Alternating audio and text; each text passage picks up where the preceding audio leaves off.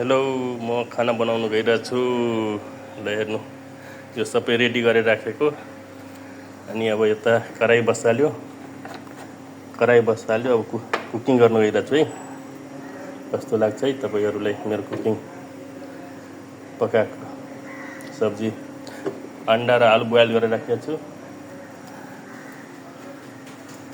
यो हेर,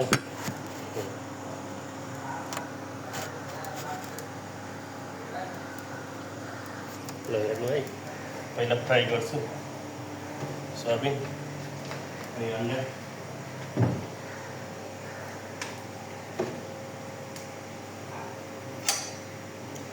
आज कुकिङमा तपाईँहरूलाई स्वागत छ। यसलाई हेरेर सिक्नु पकाउनु।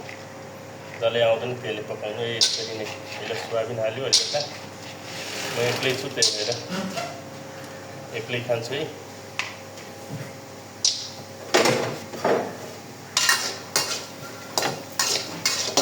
थोरै हाल्यो, एक्लै हो।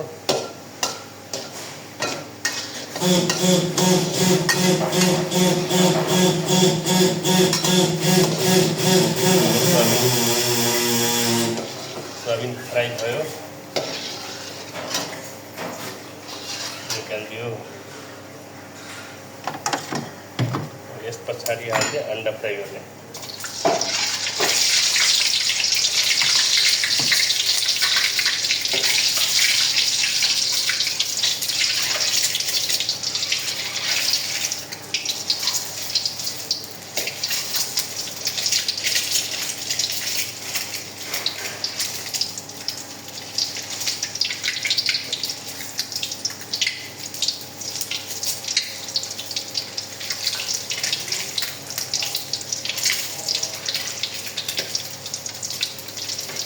अन्डा नि फ्राई भयो, अन्डा निकाल्यो।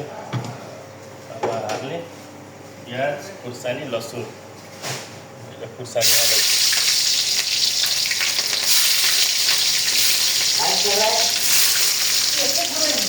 भिडियो बनाइरहेको छु, कुकिङ गरेको। साथीहरूले हेरोस् भनेर।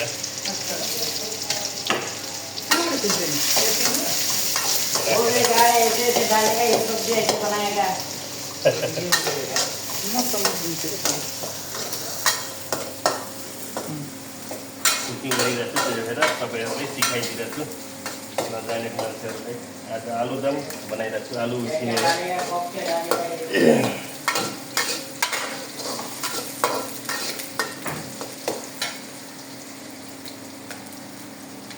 यो फ्राई भयो, अब आलु हाल्ने।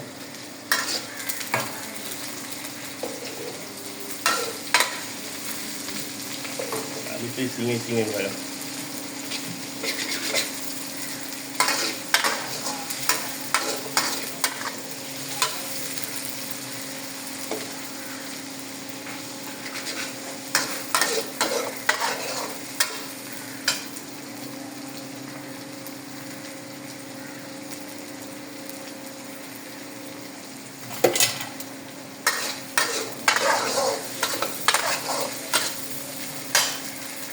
ठिक छ, टाइम छ, खाइरहेको छ राम्रो। यो पनि मिसाइदियो। पछि हाल्नु फुटिहाल्छ।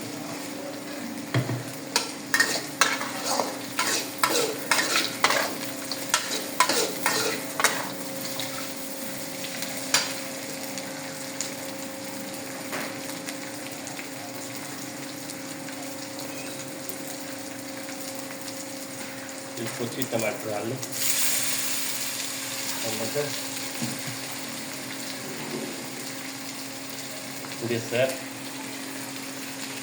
बेसार, नमक आफ्नो स्वाद अनुसार।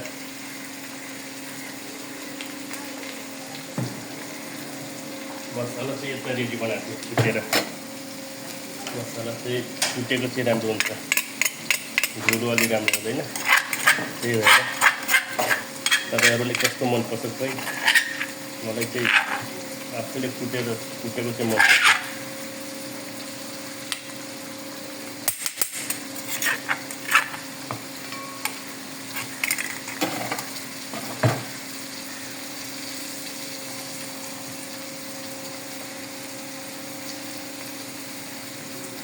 चलाउनु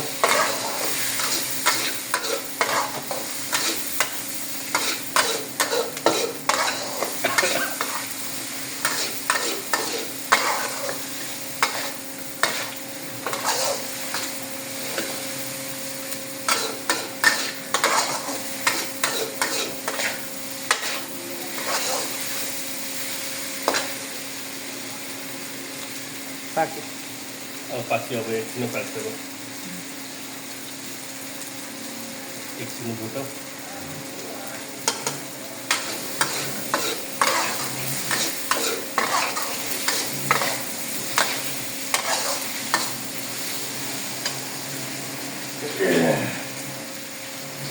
अब अन्डा नि हालिदिने अन्डा थोरै खानु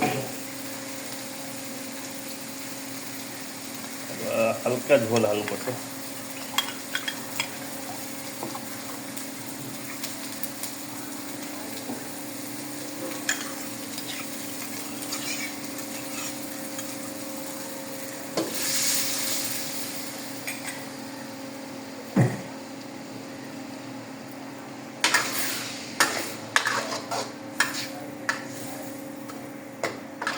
ल हेर्नु त अब कस्तो भयो आलु सोयाबिन अन्डा अब एकछिन उम्लिन्छ अनि बन्द गरिदिनु